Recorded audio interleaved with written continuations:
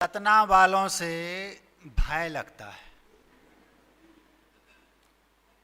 महाराज, सतना वालों को आपसे भय लगता है और आप कह रहे कि आपको सतना वालों से भय लगता है। ये दोनों बातें एकदम विपरीत, थोड़ा जमता सा नहीं है। जमा देते हैं। आज ना तो मैं आपको हंसाना चाहता हूं, ना ही रुलाना चाहता हूं, और ना ही आज मूड आध्यात्मिक है। 3 दिनों में तीनों बातें हो गई। आज दिन है बच्चों का, तो महाराज बच्चों को छोड़ के हम सब चले जाएं? इसकी व्याख्या कर चुके हैं। 60 वर्ष का भी बच्चा हो सकता है, इसलिए जाने तो नहीं दूंगा। पहले हम ये बताते हैं कि मुझे सतना वालों से भय क्यों लगता है। ये भी बताएंगे कि सतना वाले कुछ लोग मुझसे डरते हैं, वो क्यों। हम लोग खजुराहो से आ रहे थे, तो कुछ यहाँ के श्रावक हम लोगों को लेने रोज जाते थे और शाम को वापस आ जाते थे, सुबह फिर चले जाते थे। एक दिन की बात है, मैं विहार कर रहा था तो रास्ते में 4-5 सतना वाले साथ में चल रहे थे। बोले, महाराज जी चातुर्मास करना है। तो हमने कहा अभी तो बहुत समय है, 1-1.5 माह है। हम लोग तो 20-25 दिन के लिए अभी ऐसा सोच के आए हैं, और फिर जैसा गुरुजी कहें। हमने कुछ नहीं, कोई हाँ या ना कुछ नहीं कहा। तो वो थोड़े मुंह लग गए थे।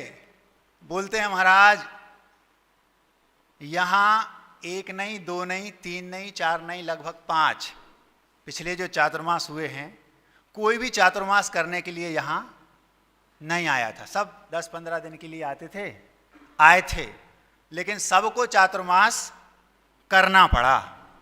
तो मैंने कहा पता नहीं धमकी दे रहा है कि कोई बात नहीं। पूछा कैसे? बोले, महाराज दृढ़मती जी आई थी, पूर्णमती जी का भी हुआ, अजित सागर जी का भी हुआ। महाराज एक दक्षिण के आचार्य महाराज आए थे, वो भी 4-6 दिन के लिए आए थे, लेकिन चातुर्मास करना पड़ा। क्यों करना पड़ा भैया? महाराज उनसे निवेदन किया तो उन्होंने कहा अभी तो हमें आगे जाना है, लेकिन कोरोना हो गया तो उनको चातुर्मास करना पड़ा। फिर उसके बाद समय सागर जी, वो भी कुछ दिनों के लिए आए थे। चातुर्मास तो उन्हें वस्तुतः खजुराहो में करना था। जो ललितपुर में दीक्षाएं हुई थी, उसकी अंदर की बात यह है कि वो दीक्षाएं होनी थी खजुराहो में, और जो समय सागर जी का चातुर्मास यहाँ हुआ था, वस्तुतः वो खजुराहो में होना था। गुरुजी हम लोग सब खजुराहो में विराजमान थे। पूरी भावना थी कि चातुर्मास स्थापना के 8-10 दिन पहले, 15 दिन पहले बिहार होके वो वहाँ पहुँच जाएंगे, और वो जो 10 ब्रह्मचारी थे उनकी दीक्षा वहीं होगी, ऐसी थी। लेकिन महाराज समय सागर जी को पैर में आप लोग समझते हैं, तो नहीं हो पाया। जैसे तैसे वो ठीक हुआ तो धीरे से प्रशस्त सागर जी को बैक साइड कुछ ऐसा कुछ हो गया, और सबके मंसूबे जो वहाँ खजुराहो वालों के थे वो उस पर पानी फिर गया, और महाराज को यहाँ चातुर्मास करना पड़ा। तो महाराज आप 15 दिन के लिए, 20 दिन के लिए अपनी ओर से जा रहे हैं, लेकिन चातुर्मास तो करना पड़ेगा। हमने सोचा ये तो डायरेक्ट बोल रहा है भैया। कोई बात नहीं, बात आई गई हो गई। मैं थोड़ा सा भूमिका जैसी अपने विषय को रखूंगा, थोड़ा आप लोगों के चेहरों पर मुस्कान आ जाए, उस योग्य हो जाएं आप जो विषय मैं आपके सामने रखना चाहता हूँ। इसलिए शुरुआत, बात आई गई हो गई, हम लोग यहाँ आ गए। आने के बाद इसी बिल्डिंग की जो सबसे ऊपर छत है, उस पर मैं बैठा एकांत और मौन का आनंद ले रहा था। अकेला था, अच्छी ठंडी हवा लग रही थी, बहुत आनंद आ रहा था। 2-2 घंटे, 2.5 घंटे वहाँ पता नहीं कब निकल जाता। इसी की सबसे ऊपर, इसी बिल्डिंग में, सरस्वती भवन के 4 व्यक्ति आपकी समाज के 2-3 दिन पहले मेरे पास पहुँचे ऊपर। मैं ये बता रहा हूँ कि मुझे सतना वालों से भय क्यों लगता है, ये भी बताऊंगा कि हमसे उन्हें भय क्यों लगता है, दोनों बताऊंगा, घबराना नहीं। अब जब मैं वहां बैठा था तो 4 व्यक्ति मेरे पास पहुंचे ऊपर, और मैं स्वाध्याय कर रहा था शांति से। बोलते हैं महाराज कैसा लग रहा है? मैंने कहा बहुत अच्छा लग रहा है, यहाँ तो बड़ी शांति है। तो महाराज आचार्य श्री जी इसी कक्ष में चातुर्मास किए। उनका कहना क्या चाहते हो?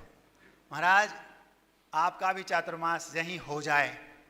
तो मैंने केवल इतना कहा, अभी तो बहुत देर है, 15-20 दिन, 1-1.5 महीना है, हम लोग 15-20 दिन के लिए, इतना कहा ही था कि जहां मैं बैठा था उसके ऊपर एक छज्जा है, उस छज्जे में सीमेंट की वो है ना बालकनी टाइप की, तो धूप ना लगे इसके लिए मैं बैठा था। मेरी पीठ से केवल आधा इंची दूर कम से कम 4-5 किलो का सीमेंट का एक ढेला ऊपर गिरा, मतलब पाटे पे गिरा, जिस पाटे पे मैं बैठा था मुझसे केवल आधा इंच दूर।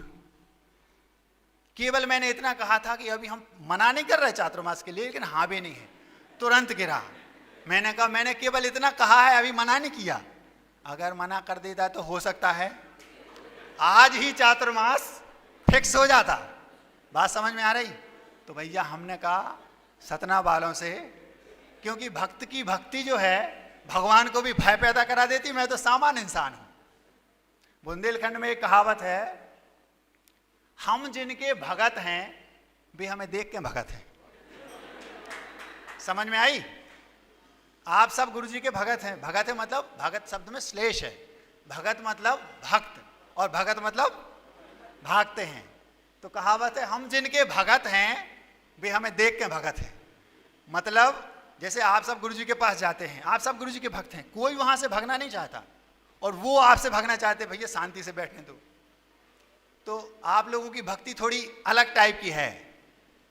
तो इसलिए मुझे सतना वालों से भय लगता है, यदि डायरेक्ट मना कर दूंगा तो गड़बड़ ना हो जाए। अभी चातुर्मास फिक्स करना पड़ेगा यहीं से। गुरु जी के पास खबर मिलेंगे, बोलो हाँ जब तक ठीक नहीं होते हो रहो वहीं, बढ़िया। इस कारण से मुझे भय लगता है, और कोई कारण नहीं है।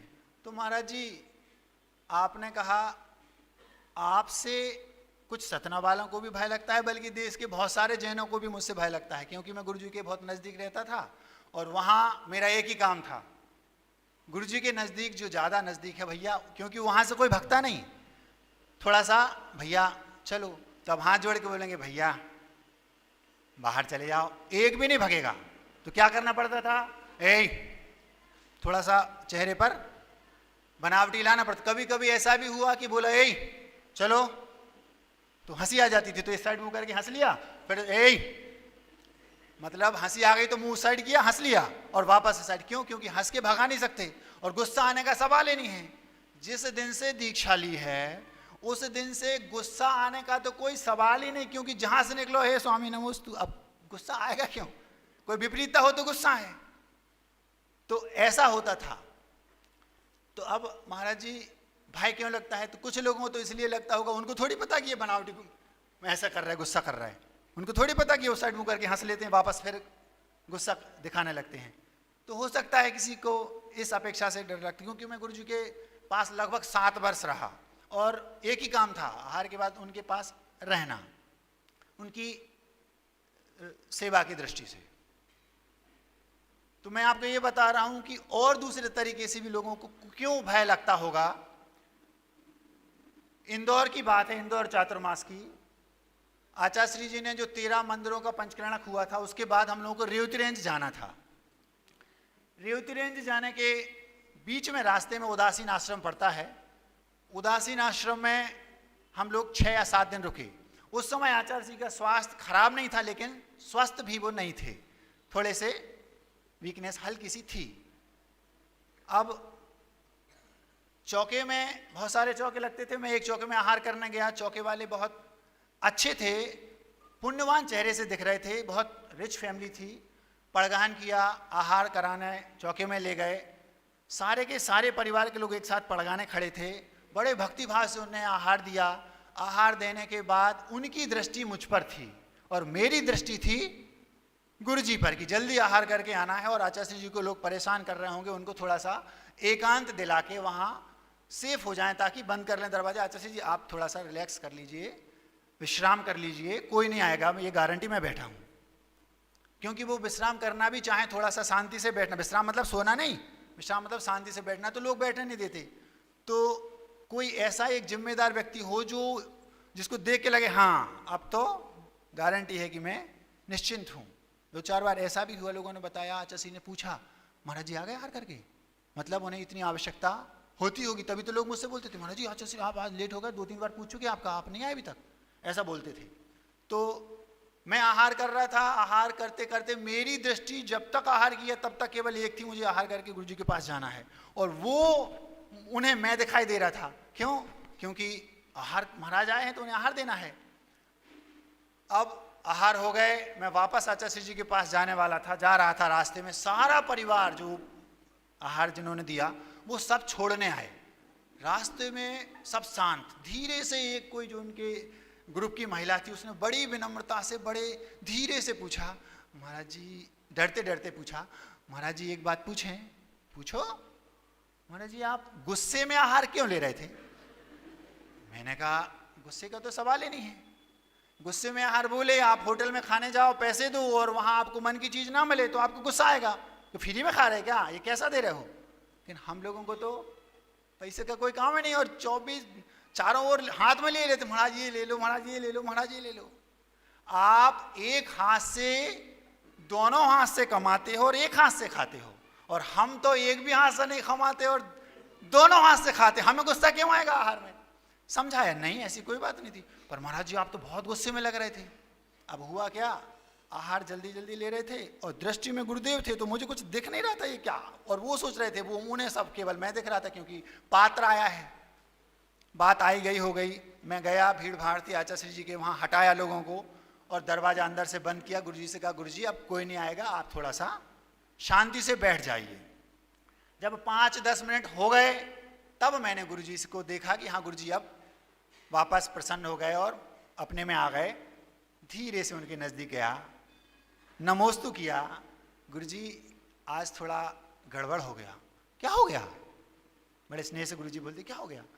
उन्हें आचार्य जी चौके में गए थे, सब कुछ बढ़िया था, चौके वाले अच्छे थे, संपन्न थे और विनयवान थे, बहुत उनके अंदर श्रद्धा थी दिगंबरत्व के प्रति, बहुत अच्छे से भाव भक्ति पूर्वक उन्होंने आहार कराया। पर रास्ते में आते वक्त उन्होंने कहा महाराज आप गुस्से में थे, और आचार्य जी ऐसा आज नहीं 3-4 बार पहले भी हो चुका है। तो आचार्य जी ने मुस्कुरा दिया।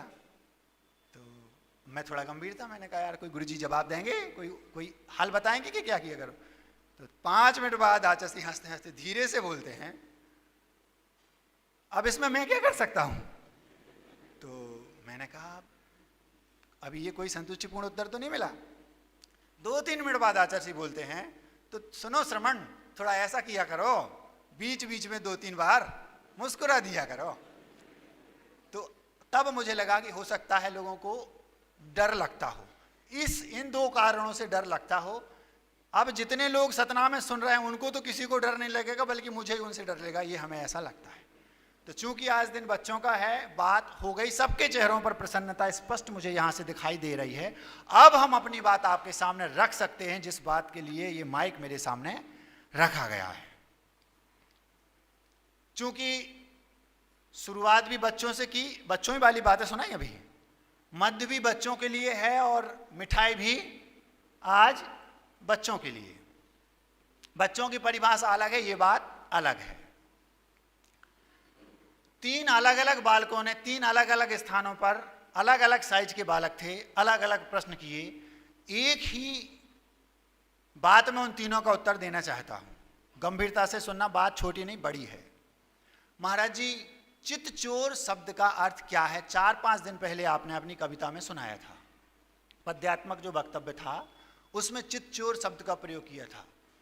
दूसरे बालक ने प्रश्न किया महाराज जी हम आदर्श कैसे बने, आइडियल? आपने कहा था कि चरित्रवान चारित्र का निर्माण शिक्षा का 5वां उद्देश्य है, हम आदर्श कैसे बने? दूसरे का प्रश्न था, दूसरे स्थान पर, अभी कल ही का नहीं है, उसको सबको इकट्ठा करके आपके सामने रख रहा हूं। तीसरा बालक बोलता है महाराज जी मंदिर जाने का कोई आप ऐसा प्रत्यक्ष फल जिसको मिला हो, केवल मंदिर उसका कारण हो, ऐसा कोई उदाहरण दीजिए। ना मैं नरक को जानता हूं, ना मैं स्वर्ग जानता हूं, ना मोक्ष होता, मैं ये सब कुछ नहीं मानता। और मंदिर जाने से पुण्य संचय होता है, ये कर्म व्यवस्था, ये सब भी मुझे फालतू लगती है। आप तो ये बताओ कि मंदिर गया और उस मंदिर ना जाता तो उसको ऐसा ऐसा नहीं होता। कोई प्रत्यक्ष फल आपको दिखाओ, ऐसा कोई उदाहरण दीजिए। 3 बातें एक साथ। पहले बालक ने जो पूछा चितचोर शब्द का अर्थ क्या है, मैंने बालक को ऊपर से नीचे तक देखा, लगा ये लगभग 10-12 10th अथवा 12th में पढ़ता होगा, कम से कम 16-17 साल का बालक होगा।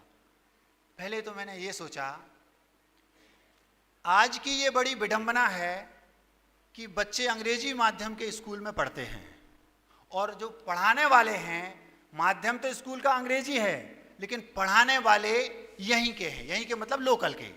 तो वो उनकी जो लोकल के पढ़ाने वाले हैं उन सब की जो मातृभाषा है वो है हिंदी। हिंदी मातृभाषा होने के कारण वो स्वयं फ्लुएंटली इंग्लिश बोलना नहीं जानते, वो स्वयं इंग्लिश को बहुत अच्छे से नहीं जानते, नहीं समझते, तो वो बच्चों को पढ़ाएंगे क्या। ये बात अलग है कि जो मेट्रो सिटीज़ हैं, वहाँ के जो बड़े बड़े बहुत बड़े स्कूल हैं और जहाँ पैसा ज़्यादा लगता है, तो जो बहुत हाई लेवल के पैसे वाले लोग हैं वो वहाँ अपने कुछ बच्चों को पढ़ाते हैं और उनके पास फैकल्टी अच्छी है, ये सब अलग है। लेकिन पूरे देश में तो ये व्यवस्था नहीं है। लोकल में तो लोकल के पढ़ाने वाले होंगे, केवल इंग्लिश मीडियम है। तो सबसे बड़ा नुकसान ये है कि उसके चक्कर में मीडियम अंग्रेजी होने के कारण बच्चों को ना तो बहुत अच्छे से अंग्रेजी आती है और हिंदी तो उनकी माशाअल्लाह। महाराज जी आपको ये फिक्र क्यों हो रही है? उसका कारण पहले बता देता हूँ, नहीं तो आपको महाराज आप मोक्ष मार्ग की बातें करो जी, हिंदी अंग्रेजी में कहाँ पढ़े हो। तो वो इसलिए कि आज से 20 बरस बाद हमारे जो बच्चे अंग्रेजी माध्यम से पढ़ रहे हैं उन्हें हिंदी के सामान्य अक्षरों का अर्थ भी नहीं पता।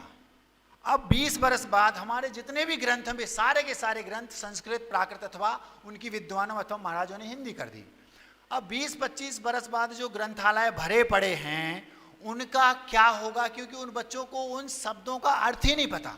कभी मान लो उनके मन में जैनिज्म के प्रति भाव जगे, कभी उन्हें लगे कि मैं स्वाध्याय करूंगा, तो वो करना भी चाहें तो नहीं कर पाएंगे। क्यों? क्योंकि उन्हें उनके अर्थ ही नहीं पता। ऐसे कई शब्द हैं। उस चितचोर शब्द से मेरे मन में ये भाव आया। अब 25 वर्ष बाद क्या होगा? सारे के सारे शास्त्रों को एक साइड रख देना पड़ेगा क्योंकि उनका कोई मूल्य नहीं रहेगा। तो महाराज ऐसा हो सकता है हम उन सारे ग्रंथों को ट्रांसलेट कर दें इंग्लिश में। ये कोई बुद्धिजीवी बोल सकता है जो अंग्रेजी का एक प्रकार से पक्षधर है, बोल सकता है, बोलना भी चाहिए, क्वेश्चन तो खड़ा करना चाहिए। तो उसका उत्तर ये है, जैसे हमने घी का बताया था कि घी का अंग्रेजी में कोई दूसरा शब्द नहीं है, घी को घी बोलते हैं, ऐसे हिंदी के अथवा हमारे जो जैनिज्म ऐसे हजारों शब्द हैं जिसका अंग्रेजी में कोई मीनिंग नहीं है। वो जैसे सम्यक दर्शन, तो उसको वहां सम्यक दर्शन नहीं लिखना पड़ेगा, अथवा वो बदल के लिखेगा तो अर्थ बदल जाएगा। जैसे कहा रत्नत्रय, तो या तो वहां रत्नत्रय ही लिखना पड़ेगा जिसका मतलब है दिगंबरत्व, सम्यक दर्शन, सम्यक ज्ञान, सम्यक चाल, अथवा वो उसका बुद्धि लगा के अर्थ लिखे तो क्या लिखेगा? 3 डायमंड। रत्नत्रय 3 रत्न 3 डायमंड, तो उसका अर्थ ही बदल गया, शब्द तो वही है। ऐसा होगा कैसा? कैसा करेगा वो ट्रांसलेट? जैसे एक बच्चे से कहा, बेटा मेरा दिमाग चक्कर खा रहा है, इसकी अंग्रेजी करो। तो वो बेटा भाव नहीं समझता था, शब्द समझता था, तो उसने क्या कर दिया? My mind is eating circle. समझ में आ गया ना? ये होगा। तो जैनिज्म का जो भाव है, जो कहना चाहते हैं, वो रहेगा ही नहीं। इसलिए ट्रांसलेट करना, ये तो अनुदित करना, ये तो बहुत ही ज्यादा गलत हो गया। तो क्या करना? हिंदी माध्यम से यदि आप बच्चों को पढ़ाते, क्योंकि महाराज जी हिंदी माध्यम के हैं नहीं, वो मैं नहीं जानता, वो आपकी समस्या है, आपके दिमाग में भरना चाहता हूं, आप जानो, आपको जो करना करो। हम तो अभी 9:30 बज जाएंगे, चले जाएंगे, दोनों हाथों से खाएंगे मस्ती से। समझ में आ रहा ना? अब चितचोर शब्द का अर्थ क्या है, ये उसका प्रश्न था। मैंने बीच की बात आपके सामने रख दी, समस्या क्या है, इसलिए मैं ये कहना चाह रहा हूं। एक नागदत्त नाम के मुनिराज थे। दूसरा प्रश्न क्या था? चितचोर, इसको भी मैं बताना चाह रहा हूं। आदर्श कैसे बनूं ये भी, और मंदिर जाने का प्रत्यक्ष फल क्या है ये भी। चितचोर वो कहलाता है चित्त को चुराने वाला। जैसे गुरुजी हैं, जो उनके पास गया वो उनका हो गया, चित्त उनका चुरा लिया। इसको हम दूसरे शब्दों में कह देते हैं हृदय का जीतना। मतलब हम दूसरे को जीतना चाहते हैं लेकिन दूसरे के हृदय को जीतना नहीं चाहते। यदि हम दूसरे को हृदय को जीत लें तो हमें दूसरे को जीतने की जरूरत नहीं है। यदि हम दूसरे को जीतेंगे तो उसके पास जो कुछ हमें दिख रहा है वो हमें दे देगा, हम ले लेंगे। जैसे मान लो 1 लाख रुपए उसके पास हैं और हमने कोई चीज उसको किसी भी तरीके से हरा दिया तो वो 1 लाख मेरे, लेकिन वो छुपा के जो रखे हैं वो हम जीत कर उससे नहीं ले सकते। लेकिन यदि हमने उसके हृदय को जीत लिया तो वो जो अंदर रखे वो भी हमारा हो जाएगा, क्योंकि वो अपना सर्वस्व निछावर कर देता है। आचार्य श्री जी ने आप सबके चित्त को चुराया है, वो चित्त चोर हैं, आप सबके हृदय को जीत लिया है। किसी भी व्यक्ति से आचार्य श्री कहें कि आप आओ अपनी सारी संपत्ति मुझे दे दो, एक पल नहीं लगाएगा, मुझे पूरा विश्वास है। क्यों? क्योंकि उन्होंने आपको नहीं जीता, आपके चित्त को जीता है। और जो जीव चित्त चोर होता है, हृदय को जीतने वाला होता है, वो धीरे धीरे धीरे धीरे इसके हृदय को जीतेगा, उसके को जीतेगा, इसको को जीतेगा, और एक दिन ऐसा आएगा वो सबके हृदय को जीत लेगा तो वो अपने आप आदर्श बन जाएगा, जैसे आचार्य विद्यासागर बन गए। बात समझ में आ रही ना? वो आदर्श बन गए, हम सबके आदर्श। क्यों? एक एक करके जो जो गया सबके हृदय को जीत लिया। नागदत्त नाम के एक मुनिराज थे, वे जंगल में विराजमान थे, तपस्या में लीन थे, आनंद में डूबे थे, आत्म ध्यान में लीन थे, अपना आनंद ले रहे थे आत्मा का। एक डाकुओं का दल वहां से निकला। उस डाकुओं के दल में जो उसका सरदार था वो जैनिज्म से थोड़ा सा पूर्व का परिचित था। जैसे उसने देखा, उसने अनदेखा सा कर दिया, ऐसा ही सामान्य से, जैसे दूसरी जाति के लोग थोड़ा सा ऐसा ऐसा कर लेते ना, मुनिराजों को देख के अपनी भाषा में नमोस्तु कर लिया, यूं समझ लो। और आगे चलता बढ़ता चला जा रहा था। उसका जो साथी डाकू था वो बोलता है, सरदार ये जो व्यक्ति बैठा है, हम जहाँ जा रहे हैं आगे जाके हमारा पड़ाव है, जो भी यहाँ से निकलेगा काफिला जिसका भी, किसी सेठ का, किसी राजा का, किसी भी बारात आदि, तो वो बता देंगे कि वहाँ डाकू मत जाओ, तो वो तो हम किसी को लूट ही नहीं पाएंगे। तो वो सरदार बोलता है, नहीं, ये दिगंबर मुनि हैं, ये राग द्वेष नहीं करते, न किसी से न राग है न द्वेष है। सम सत्तु बंधु बग्गो समसो दुख पसंस निंद समो सम लोट कंचुणो पुण जीवित मरणे समो समणो। ये गाता है प्रवचन सार की चारत चुलका, कुंद कुंद भगवान की 2000 वर्ष पहले लिखी पंडित जी। अब उसमें कहा, कांच में कंचन में, जीवन में मरण में, लाभ में अलाभ में, शत्रु में मित्र में, दिगंबर मुद्राधारी मुनिराज समता रखते, सम साम्य भाव, सब इक्वल हैं, ना किसी से राग है ना किसी से द्वेष है, ना मेरा कोई ना मैं किसी का, ये उनकी भावना रहती है। तो वे मुनिराज कुछ नहीं कहेंगे, चिंता नहीं करो। और वो डाकुओं का काफिला आगे निकल गया। थोड़े आगे जाके उनने वहां पर अपना डेरा डाल लिया, राहगीरों को लूटेंगे। अब कुछ देर बाद या कुछ एक आध दिन बाद वो महाराज वहीं विराजमान थे, डाकुओं का काफिला आगे था, वो वहां विराजमान था। एक मां जो सेठानी थी, यूं समझ लो, उसकी पुत्री, जिनके विवाह संबंध कोई होगा तो उससे संबंधित पूरे आभूषण आदि और पूरा एक काफिला था, जा रहा था। इत्तेफाक से वो जो महाराज थे वो उनकी गृहस्थ अवस्था की मां थी, उन मुनिराज की मां थी जो वो निकले, और जो वो कन्या थी वो उनकी बहन थी। अब वहां से वो निकले, अरे महाराज तो यहां विराजमान है, नमोस्तु किया, परिक्रमा लगाई पूरे काफिले ने, जो दूसरा काफिला था, नमोस्तु किया और पूछा। महाराज शांत साम्य भाव से अपने में लीन हैं, बैठे हैं। पूछा, महाराज हम लोग ऐसा ऐसा करने जा रहे हैं संबंध से संबंधित, विवाह आदि के संबंध में, और यहाँ कोई समस्या तो नहीं, आगे कोई ऐसा तो नहीं जहाँ कोई लूट मार जैसी कोई बात हो जाए, कोई दिक्कत हो। महाराज ने कुछ उत्तर नहीं दिया। ना उनका कोई शत्रु है ना उनका कोई मित्र है। माँ थी, होंगी ऐसी तो अनंत अनंत माँ पहले हो चुकी और आगे भी होंगी, यदि मुक्त नहीं होते तो। आज आपके बाजू बोला आपका भाई है, कल कुछ और हो जाएगा। ये चलता रहता है, चल रहा है। कुछ जवाब नहीं दिया। एक पद्य लिखा था, उसमें एक पंक्ति लिखी थी, श्रमण पड़ा संसार में अपना ना कोई गैर, नहीं किसी से दोस्ती नहीं किसी से बैर। महाराज जी श्रमण माने आप, श्रमणा माने श्रमण सागर नहीं, श्रमण मतलब साधु। कोई एक साधु होता है, वो जब तक संसार में है उसे किसी से कोई ना राग है ना द्वेष, ना कोई उसका शत्रु है ना मित्र है, ना माँ है ना वो डाकू है। कुछ नहीं कहा महाराज ने, और वो काफिला उसी ओर चला गया जिस ओर डाकू थे। थोड़ी देर बाद जब वो आगे पहुंचे तो वो डाकू नाचने लगे, अरे आज तो लॉटरी लग गई। शिकार स्वयं शिकारी के सामने आके खड़ा हो गया, देखा गहने पहने हैं और बहुत सारी आभूषण हैं, घेर लिया। किसको? माँ को, उस बहन को और पूरे काफिले को घेर लिया, और सारे आभूषण उठा लिए, ले लिए, अपने पास रख लिए, और धीरे से बोलते हैं। वो माँ उस डाकू से बोलती है, उसको माँ को वो नहीं दिख रहा कि ये डाकू है, वो नहीं दिख रहा कि ये चोरी हो रही, उसको ये दिख रहा है मैंने अपनी कोख से जिस बेटे को जन्म दिया उसने दीक्षा ले ली, उससे मैंने पूछा भी कि आगे कोई गड़बड़ी तो नहीं है, लेकिन उन्होंने कुछ नहीं कहा। सरदार तुम सब ले लो, मुझे अपनी कटार दे दो। क्यों?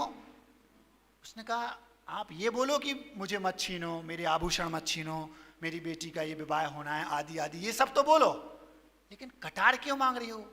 सुसाइड करना चाहती हो? नहीं। तो क्या हो गया? मैं तुमसे कुछ नहीं कहूंगा, आप तो सब अपनी संपत्ति यहां छोड़ दो और चुपचाप निकल जाओ, हमें आपकी जान से कोई मतलब नहीं, हमें तो आभूषणों से, गहने से, इससे मतलब है। इतना बोला।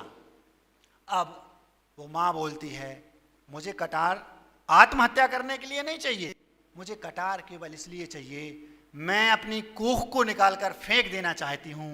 इसी कोख में वो जो वहां साधु बैठे हैं वो इसी कोख का जन्मा है, मैंने पूछा भी था लेकिन उसने बताया नहीं।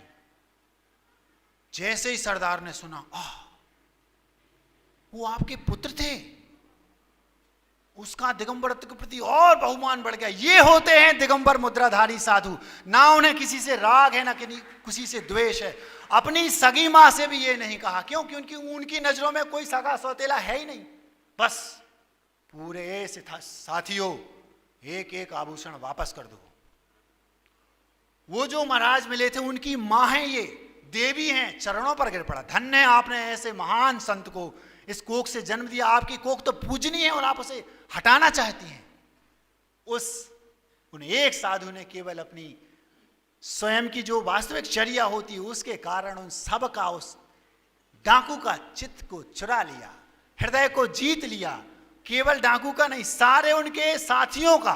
वो उस मां को जहां तक उनको जाना था वहां तक पूरे आभूषण वापस कर दिए और स्वयं के पास जो रखे थे वो भेंट में दिए। मां आज से आप हमारी मां हैं, वो हमारे गुरु हैं जो वहां बैठे हैं। और उन महाराज को वो सारे के सारे वापस महाराज के पास गए, परिक्रमा लगाई, जय जयकार किया, और उन महाराज ने सबका चित्त भी चुराया अथवा हृदय को सबको जीत लिया, और उस डाकू ने उनको गंतव्य तक उनको सबको सुरक्षित पहुंचाया।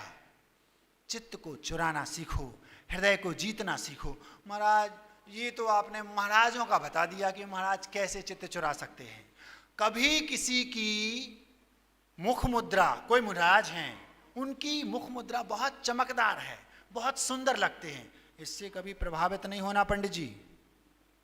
कोई मुनिराज बहुत अच्छी वक्तृत्व कला है, बहुत गजब का प्रवचन करते हैं, कभी प्रभावित नहीं होना, क्योंकि मुख मुद्रा तो हमारे सामान्य श्रावक की भी अच्छी हो सकती है। प्रवचन शैली तो पंडित भी बहुत अच्छी अच्छी रखते हैं। कभी किसी की काव्य में कोई बहुत अच्छी कविताएं लिखते हो, गहरी गहरी आध्यात्मिक, सुनाने की कला भी गजब की हो, कोई महाराज हो, उससे भी प्रभावित नहीं होना।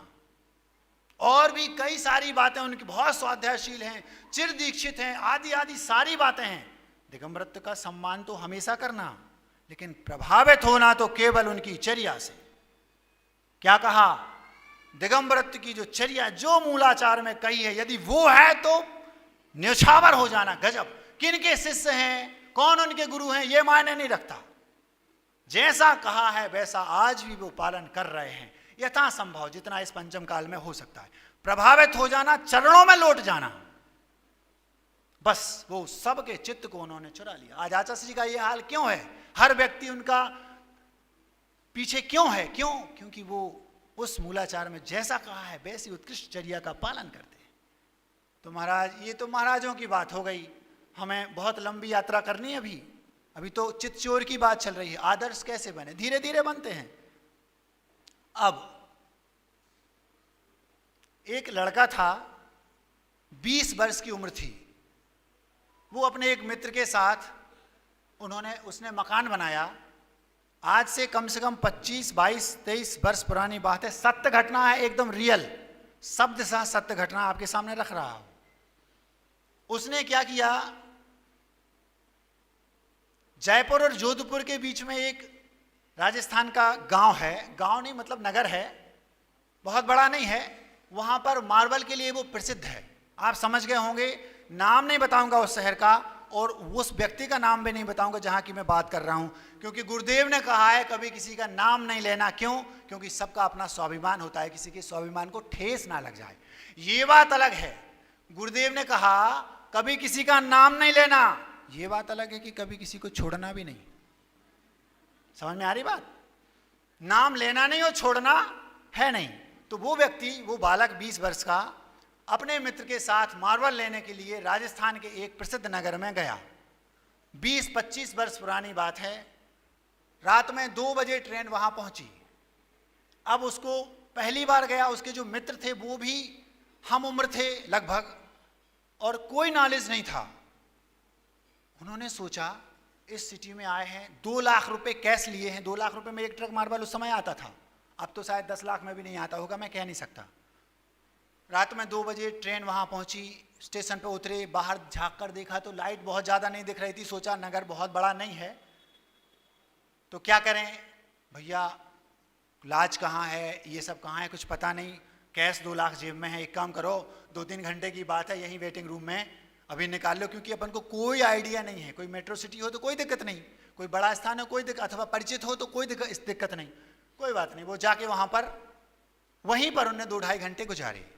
अब जो प्रश्न था कि महाराज जी दर्शन करने का जो प्रत्यक्ष फल, इसमें तीनों चीजें हैं, चित्तचोर भी, आदर्श भी और भगवान के दर्शन करने का प्रत्यक्ष फल। उनमें जो वो 20 वर्ष का बालक था, उसका नियम था, जब तक भगवान के दर्शन नहीं करूंगा तब तक मुख में एक बूंद पानी भी नहीं डालूंगा, चाहे प्राण भी क्यों ना चले जाएं। 10 वर्ष की उम्र से उस बालक का ये नियम था, ये सत्य घटना है। आज उस लड़के की उम्र उस वक्त 20 वर्ष हो गई, मतलब इस नियम को पालन करते करते 10 वर्ष बीत चुके थे। सुबह जैसे ही उजाला हुआ, बाहर उन्होंने हाथ पैर धोए, और ये नियम नहीं था कि पूजन करूंगा, ये था कि दर्शन करूंगा। नहाने धोना की वो बाद की बात है, दूर से भगवान के दर्शन मान स्तंभ के भी हो जाएं तो चलेगा, भगवान की मुख मुद्रा इस आंखों को दिखेगी तब ही पानी मुंह में जाएगा। अब उसका नियम था देव दर्शन का, नित्य का। तो बाहर आया तो उसने ये नहीं कहा ऑटो वाले से कि मुझे किसी लॉज में ले चलो अथवा किसी होटल में ले चलो, कहीं चाट पकौड़े खाएंगे, अभी कुछ नहीं। सीधा बोलता है मुझे जैन मंदिर ले चलो। दोनों थे, जेब में 2 लाख, दोनों मित्र साथ में, उम्र 20-22 वर्ष। जो जिस बच्चे की बात कर रहा हूं वो तो 19 से 20 का होगा, बड़ा 1-2 साल ज्यादा का था। मंदिर में पहुंचे, भगवान को नमोस्तु किया, 2-5 मिनट जो भी सामान्य से बिना नहाए जितना कर सकते थे किया। शास्त्र छू नहीं सकते क्योंकि शोभा नहीं देता वो, और भगवान को स्पर्श कर नहीं सकते, अभिषेक पूजन कर नहीं सकते, तो एक जाप वगैरह दी, जितना भी था किया। अब वो बाहर आके खड़ा हो गया मंदिर के, किसी को कोई परिचय नहीं, मंदिर गया बस, इतना नियम था। बाहर से उसने देखा, बुद्धिजीवी था, उसने सोचा एक काम करते हैं, हमें पता लगाना है कि यहाँ क्या कहाँ है। तो सबसे अच्छा है मंदिर, मंदिर के बाहर खड़े हो जाओ, कोई एक मंदिर से महिला निकलेगी, सामने किसी घर में घुसेगी, समझ लो ये जैन का घर है, ये तो कॉमन सेंस की बात है। उसने वही किया, एक माँ मंदिर से निकली और एक सामने के एक आलीशान घर में घुस गई। 5 मिनट बाद वो गया, बेल बजाई, हाँ कौन, अच्छा आप लोग तो अभी मंदिर में थे, हाँ हाँ क्या काम है, हम लोग बुंदेलखंड से आए हैं जहाँ आचार्य विद्यासागर जी विचरण करते हैं। अच्छा हाँ हाँ जैन हैं आप, मैंने मंदिर में देख लिया आप लोगों को। मंदिर जाने का प्रत्यक्ष फल, क्योंकि वो बच्चा ना नरक जानता है, ना स्वर्ग जानता है, ना उसको कर्म सिद्धांत पर भरोसा है, ना वो मोक्ष जानता, वो कुछ नहीं जानता। क्या चाहते हैं हम लोग? वहाँ से आए हैं, एक गिलास छना पानी चाहिए। हाँ हाँ आइए ना, बैठिए। उसने बैठाया, पानी लेके आई। क्यों आए हैं? हम लोग यहाँ मार्बल लेने आए हैं, ऐसा ऐसा है। इतने में उनके पतिदेव आ गए। इत्तेफाक से वो उनके पतिदेव का मार्बल का बहुत बड़ा काम था। अब जैन हैं, देखा, चेहरे से देखा कि ये लोग संपन्न हैं। घर ने बताया कि ये लोग धार्मिक हैं और बड़े अच्छे हैं। जैसे उन्होंने कहा छना पानी, बोले ये जो भैया हैं, वो छोटा जो था, वो बाजार में पानी नहीं पीते, अनछने पानी का उनका त्याग है, छानकर पानी पीते हैं। इसलिए उन्होंने सोचा कि जो साथ में लिए थे वो समाप्त हो गया, तो आप दे दीजिए एक गिलास। हाँ हाँ हम आपको चाय बनाते हैं। वो चाय भी नहीं पीते। अच्छा, चाय भी नहीं पीते, तो ठीक है, हम दूध, उनके यहाँ सारी व्यवस्था थी, अच्छा बड़ा घर था। तब तक पतिदेव आए, बात की, उन्होंने बताया हमारा मार्बल का काम है, 10-11 बजे 4-5 किलोमीटर दूर यहाँ से साइट है, मतलब वो जो उनका वो होता है ना ऑफिस, और जहाँ पर उनका शोरूम होता है वो है, बहुत बड़ा। उन्हें सब कुछ बता दिया वहीं बैठे बैठे, ये मार्बल है, गणेश मार्बल, मूर्ति मार्बल, ये वो बहुत सारे यहाँ बड़े बड़े सब हैं, सारी व्यवस्था उसने वहाँ, उनको सारी जानकारी वहीं मिल गई। माँ इतने में धीरे धीरे बात करते रहे, उस बच्चे से प्रभावित हो गई धार्मिकता से। क्या करते हैं ये वो, ऐसा सब कुछ बता दिया। ज़्यादा जल्दी जल्दी में बता नहीं पाऊंगा। अब वो माँ क्या बोलती है, मैं भोजन आपका यहीं बना लूँगी, आप होटल नहीं, हमारे पास सारी व्यवस्था है, हम घर से लाए। नहीं नहीं, वो आप यहीं रख दो, ताज़ा भोजन हम शुद्ध यहीं बनाएंगे, आप सब खा लेना। और ये मतलब उनके पतिदेव 11 बजे वहाँ जाते हैं, उसके पहले मार्केट खुलता नहीं, इनकी गाड़ी में आप वहाँ चले जाना और सब कुछ ये आपको दिखा देंगे, और इनकी उससे शोरूम से अथवा और जो है आपको जो पसंद हो ले लेना। इतनी बात हुई, भोजन किया। उसके पहले उस बालक ने क्या किया, जो लड़का था 20 वर्ष वाला, उसने वो 2 लाख निकाले और उन्हीं के सामने उस माँ को, माँ ये रख लो, हम यहाँ कहाँ जाएंगे पता नहीं, जब आवश्यकता होगी देंगे, पेमेंट करना होगा तो ले लेंगे, आप रख लो। और विश्वास बढ़ गया, 2 लाख दे दिए। क्यों दे दिए? क्योंकि दिख ही रहा है। अब जब भोजन किया मस्त, क्यों हुआ ये? केवल मंदिर के कारण। कुछ किसी से पूछने नहीं पड़ा, क्यों? केवल मंदिर के कारण। छना पानी मिला, दूध मिला, भोजन मिला, केवल मंदिर के कारण। 800 किलोमीटर दूर गाड़ी की व्यवस्था मिली, केवल मंदिर के कारण। और वहां ऐसे जैसे अपने घर से गाड़ी लाए हो। पूरे में उसने घुमाया दिन भर, ये मार्बल इस शोरूम से, ये थप्पी इस शोरूम से, ये आपके से, ये उस 4-5 जगह की थप्पियों में गाड़ी भर जाती है। उस जो वो लड़का था 20 वर्ष का, उसने डिसाइड कर लिया ये हम आपको लोड करवाना है, और सब कुछ व्यवस्थित हो गया। अब जो वो उसके पति थे, वो तो थे व्यापारी, धार्मिक तो थे, लेकिन उनकी ये मनसा थी कि सारा का सारा ये हमारे यहाँ से ले लें। 2 कारण हो सकते। एक कारण ये था कि परेशानी नहीं होगी, ट्रक को यहाँ भेजना पड़ेगा, फिर 2 किलोमीटर दूर दूसरी यहाँ, फिर ऐसा, दोनों उनके कारण थे।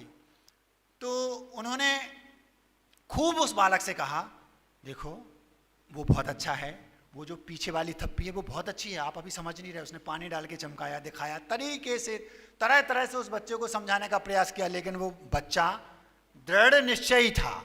जो सोच लिया, जो निर्णय ले लिया, सोच समझ कर लिया, ऐसा नहीं कि मन में आया टॉस किया, ये नहीं, सारी बुद्धि लगा ली, ये। दूसरे दिन गाड़ी लोड हो गई, सब कुछ व्यवस्थित हो गया, पेमेंट हो गया। जैसे ही गाड़ी लोड हुई, तब वो पिता उस बालक से बोलता है, घर में माँ के सामने भोजन कर, क्योंकि अब तो सुबह शाम का भोजन वही होना है। क्यों हो रहा है ये सब? मंदिर के कारण, उसका नियम था। अब वो जो बालक था, उस बालक से वो पिता बोलते हैं, मान गए, मैंने आपको इतना समझाया, पहली बार आप मार्बल लेने आए, लेकिन मैंने 20 बार आपको समझाया, लेकिन आपने अपना निर्णय नहीं बदला। अब चूंकि गाड़ी लोड हो चुकी है, पेमेंट हो चुका है, अब मैं आपको सच्चाई बताना चाहता हूं। यदि आपके स्थान पर मैं होता तो पूरे मार्बल की जितनी दुकानों पर घूमे, ये जो 5 थप्पियां आपने सिलेक्ट की, मैं भी वही 5 ही सिलेक्ट करता और मैं भी वही 5 लेता। उस लड़के ने उस पिता का चित्त भी जीत लिया। हृदय जीतना सीखो। लोग दूसरों को जीतना चाहते हैं, दूसरों के हृदय को जीतना। महाराज जी दिल शब्द का प्रयोग क्यों नहीं कर रहे? दिल जीत लो। दिल उर्दू शब्द है, हृदय शब्द में जो आत्मीयता है वो दिल में नहीं है। हार्ट बोल दो महाराज। अंग्रेजी की बात तो और अलग है, आप खुद मुंह से बोल के उच्चारण करके देखना एकांत से, दिल, मजा नहीं आएगा। हार्ट, मजा नहीं आएगा। हृदय गदगद हो गया, अपने आप आह्लाद आता है कि नहीं? तो बोलो ना हाउ। ठीक, अब बात आई गई हो गई, लोड हो गया, वो वापस आ गए। इससे भी जबरदस्त बात, क्यों? मंदिर के कारण। उस लड़के को 3 बरस बाद उसके बड़े पिताजी का जो बेटा, वो भी उसका भी दिल उसने पहले कई तरीके जीत लिया था। उस लड़का को, जो लड़का वो 20 का था, वो 23 का हो गया। बात समझ में आ रही कि नहीं? वो बोलता है मार्बल लेने चलना है। उस लड़के को लेके वो दोनों, अब इस बार दूसरा बदल गया, वहीं गए। रात में 2 बजे ट्रेन पहुंची, अब जल्दी जल्दी कर रहा हूं। ट्रेन 2 बजे रात में पहुंची, सुनकर आप दंग रह जाएंगे। उसने चांस लिया। बीच में 3 साल तक उन माता पिता से कभी बात नहीं हुई जिनका वो दिल पहले जीत चुका है। गया और जाकर के उसने चांस लिया। 1-2 लाख रुपए जेब में हैं। उसने कहा, ना उसको घर याद था, ना कोई फोन नंबर, ना कोई कुछ पता, ना कोई गली का पता, ना नाम, कुछ नहीं, केवल इतना, जैन मंदिर। रात में 2 बजे ऑटो वाले से बोलता है, भैया जैन मंदिर ले चलो। आइडियल कैसे बनते हैं ये बता रहा हूं, चित्तचोर क्या कहलाता है ये बता रहा हूं, हृदय कैसे जीता जाता है ये बता रहा हूं, और मंदिर जाने का प्रत्यक्ष फल क्या वो ये बता रहा हूं। रात में 2 बजे कड़ाके की ठंड, कड़कड़ा रहे, दोनों कांप रहे हैं। मंदिर के सामने पहुंचे। प्रत्यक्ष तो मंदिर बंद था, परोक्ष नमोस्तु किया, कायोत्सर किया और धीरे से अनुमान लगाया 3 साल पहले मैं आया था तो उस घर से माँ उस घर में घुस गई थी निकल के। यही होना चाहिए अनुमान से। हाँ, जाके देखा तो नाम जो उसकी बुद्धि में था वो ही था। वेल बजाई, ऊपर से खिड़की खुली, जैसे ही देखा, अरे आप, क्योंकि वो पहले हृदय जीत चुका था। तुरंत नीचे आई, गदगद हो गई रात में 2 बजे 3 वर्ष बाद, और इज्जत के साथ अंदर ले गई। और जिस बेडरूम में वो पति पत्नी सो रहे थे, जिस बेड पर वो सो रहे थे, उठ के दूसरे में चले गए। वो माँ क्या बोलती उस बालक से, बेटा तुम्हें ठंड लग रही होगी, बहुत ठंड है, हम लोग इन वस्त्रों में सो रहे थे, ये गर्म हैं, तुम इनमें सो जाओ, हम दूसरे बेडरूम में चले जाते हैं। ये क्यों हुआ? क्योंकि उसका मंदिर जाने का नियम था। अब जो साथ में था वो कह रहा है दिमाग खराब हो क्या रहा है, ये रिलेटिव है तुम्हारे? नहीं, वो बालक बोलता है, 3 वर्ष वाली बात उसने बाद में सुबह सुना दी, सुबह बताऊंगा, अभी तो नींद आ रही, सो जाओ, गर्म कपड़े हैं। 15 मिनट बाद वो माँ आई और उन दोनों के ऊपर नहीं, वो जो बालक था जो पहले आया था उसके ऊपर एक रजाई और उड़ा गई। दूसरे के ऊपर क्यों नहीं उड़ाई? क्योंकि उसने अभी उनका दिल चित्त नहीं चढ़ाया था। हृदय जीतना सीखो, भीतर की चीज भी व्यक्ति दे देगा। अब आप सोचो, जो उनका बेडरूम है, उनकी अलमारी, उनके सारे गहने वहीं रखे हैं, और उस बालक ने रात में ही 2 लाख उसको फिर दे दी, माँ ये रख लो। उसके सामने, उसी बेडरूम में उनने उसके सामने रखे, जबकि उसमें लाखों के आभूषण रखे थे, क्योंकि वो हृदय जीत चुका। कुछ भी कर लो, अब कोई टेंशन नहीं, क्योंकि हृदय जीत चुका है। हृदय कैसे जीता जाता है ये बता रहा हूं, सीख लो। 2-3 तरीके हैं, बहुत जल्दी कर रहा हूं, घड़ी बहुत स्पीड में बढ़ रही है आज।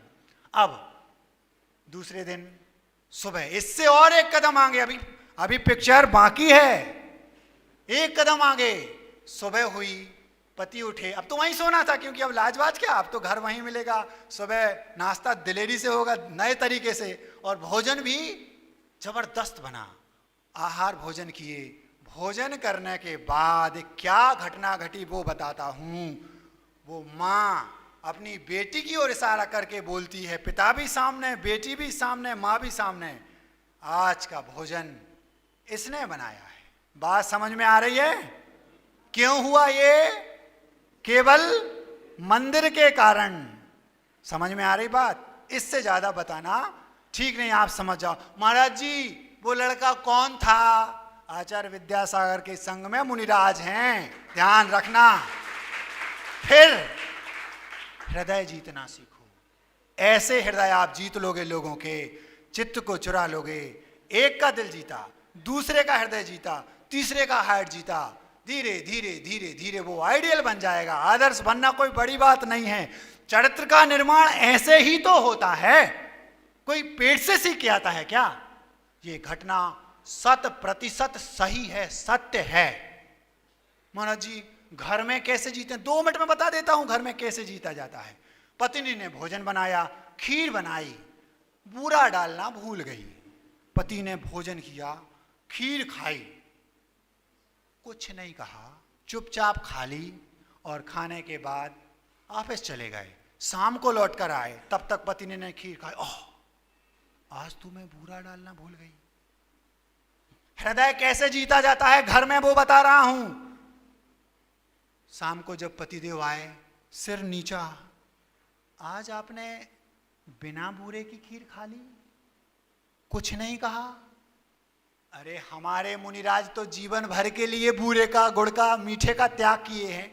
50 वर्ष हो गए गुरुजी को, मीठा नहीं खाते। मीठा खिलाते रहते हैं, ये अलग बात है, मीठा नहीं खाते गुरुजी। हमने सोचा गुरुजी हमारे जो गुरु हैं, महाराज हैं, वो लोग तो जीवन भर मीठा नहीं खाते। एक दिन देख लें उनको, उनका आहार उनको कैसा लगता होगा, इसलिए मैंने कुछ नहीं कहा। पत्नी का दिल आपने जीत लिया। नहीं जीता जा सकता क्या? और आप करते क्या हैं वो भी बता देता हूं। पहली चम्मच गई, शक्कर नहीं है, क्या करती हो? भोजन भी नहीं बनाना आता। वो कुछ नहीं कहेगी क्योंकि पतिदेव है, लेकिन एक बार भूल गई तो गुस्सा कर रहे हैं। मन में सोचेगी, कुछ नहीं कहेगी। जीवन में कभी हृदय नहीं जीत पाओगे। चुटकियों में हृदय कैसे जीता जाता है सीख लो। हर कदम पर यह होता है। ऑफिस में आप रहें, महाराज बॉस इनसे तो प्रभावित है, मुझसे नहीं। क्यों प्रभावित हैं? जूस पीते हैं तो उसको बुलाते, आ जाओ अपन साथ में पीते, मुझे क्यों नहीं बुलाते? पहले उसका हृदय जीत लिया है। एक एक करके हृदय जीतना सीख लो, हो जाएगा काम। एक दिन आप आदर्श बन जाएंगे तो चितचोर, आदर्श और भगवान के मंदिर जाने का प्रत्यक्ष फल सब रख दिया। बात बहुत बाकी है, लेकिन समय हो गया है। मिठाई 1 मिनट में खिला देते हैं। चूंकि आज बच्चों का दिन है, शुरुआत भी बच्चों से हुई, बीच की बात भी बच्चों से, और अंत भी बच्चों के लिए व्यंगात्मक है। 1 मिनट में आपको बात समझ में आ जाएगी। 2 नवनिर्मित पुरुष वार्तालीन थे। 2 नवनिर्मित पुरुष वार्तालीन थे। उन्होंने अभी अभी बचपन छोड़ा था, अतः एकदम नवीन थे। उनकी बातों से स्पष्ट झलकता था कि वे बहानेबाजी में अत्यंत प्रवीण थे, पर उनकी एक मजबूरी थी, वे अभी अपने परिजनों के अधीन थे। समझ में आ गई? 2 बालक थे, पर स्कूलिंग पूरी हो गई, कक्षा जो पढ़ाई थी पूरी हो गई, घर आ गए। अभी कमाते नहीं थे, घर में रहते थे, इसलिए पॉकेट मनी पिताजी देते थे, और उस पॉकेट मनी के कारण उन्हें घर के कुछ काम करने पड़ते थे। पराधीन थे वो, अभी स्वाधीन नहीं थे। फिल्म देखना अपनी मर्जी से नहीं जाते थे, जब पिताजी बोलते थे तब जाना पड़ता था।